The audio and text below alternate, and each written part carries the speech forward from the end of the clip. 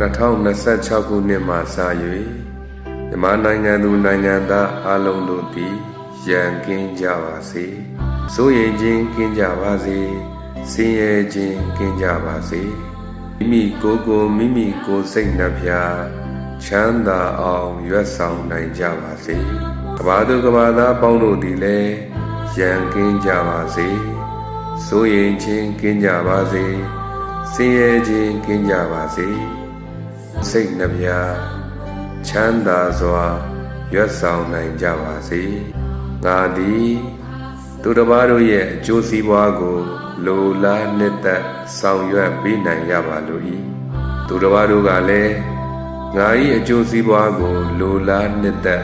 ဆောင်ရွက်ပေးနိုင်ကြပါစေ။ဒီတပါးသောတတ္တဝါကိုမငြင်းဆဲမနှိပ်စက်ပါရစေလေ။သူတစ်ပါးတို့ကလည်းငါကိုမငြင်းဆဲမနှိပ်စက်ကြပါစေနဲ့။ငါသည်သူတစ်ပါးတို့ရဲ့ရန်သူဘယ်တော်များမှမဖြစ်ပါရစေလေ။သူတစ်ပါးတို့သည်လည်းငါ၏ရန်သူဘယ်တော်များမှမဖြစ်ကြပါစေနဲ့2026ခုနှစ်မှစ၍တတ္တဝါအလုံးတို့သည်ကိုယ်စိတ်နှပြဘေးရန်ကွာ၍သူတော်ကောင်းတရားများကိုနေညာမယုံပွားများအထုံနိုင်သောပုဂ္ဂိုလ်များဖြစ်နိုင်ကြပါစေ